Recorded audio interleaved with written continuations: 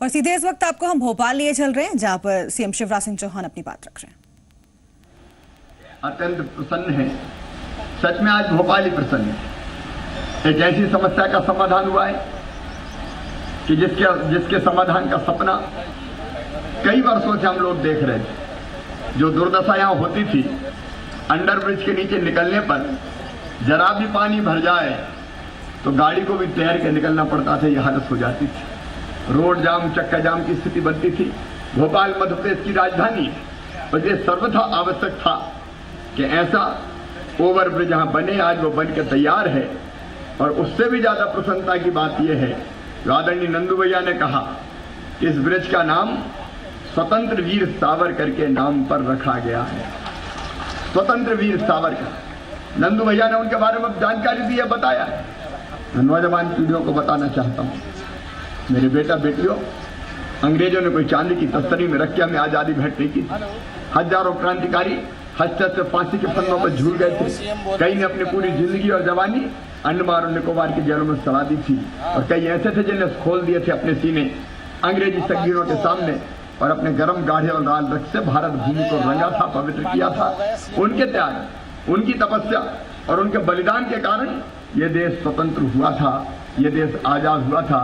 लेकिन उनमें से अधिकांश भुला दिए गए। वीर सावरकर कोई कल्पना कर सकता है क्या? नंदू भैया ने अभी आपको बताया, एक ऐसे क्रांतिकारी कि जिनको 2-2 जन्म की सजा दे दी। और घबराते अंग्रेज इतने थे कि भारत के किसी भारत भूमि, अंडमान निकोबार भी भारत भूमि है, लेकिन उस समय तो वीरान टापू था, कुछ नहीं था। चारों तरफ समुद्र, समुद्र का लहराता पानी, और पानी का रंग काला था, इसलिए कहा जाता था काला पानी। सावरकर जी को 2-2 उम्र की सजा काटनी पड़ी काले पानी में, अंडमान निकोबार की जेलों में। ऐसे उद्भट वीर कि जिनके नाम से ही अंग्रेजों की रूह कांप जाती थी। उद्भट देशभक्त, सचमुच में उनका नाम लेते ही हमारा सिर श्रद्धा से उनके चरणों में झुक जाता है।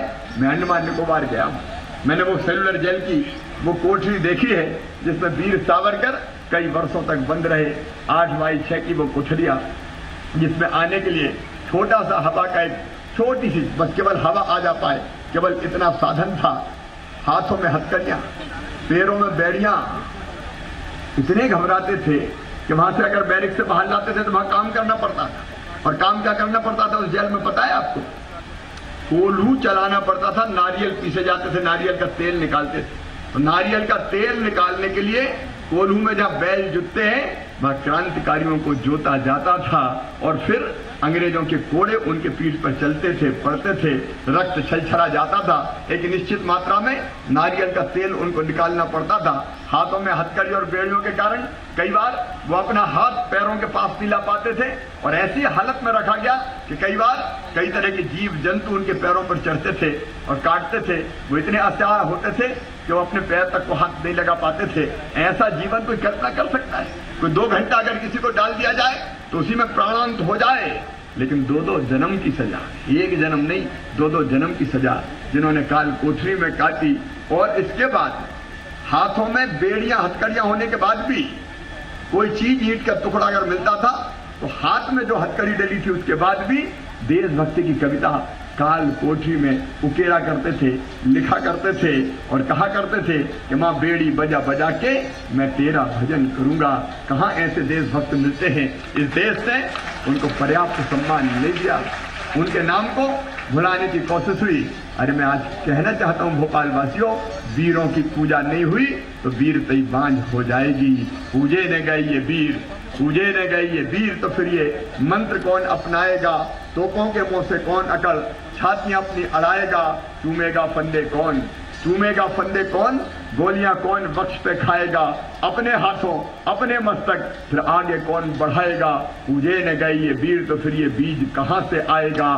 धरती को माँ कहकर माटी माथे से कौन लगाएगा? और इसलिए आपने इस ब्रिज का नाम स्वतंत्र वीर सावरकर के नाम पर रखकर भारत माता के चरणों में श्रद्धा के सुमन अर्पित किए हैं।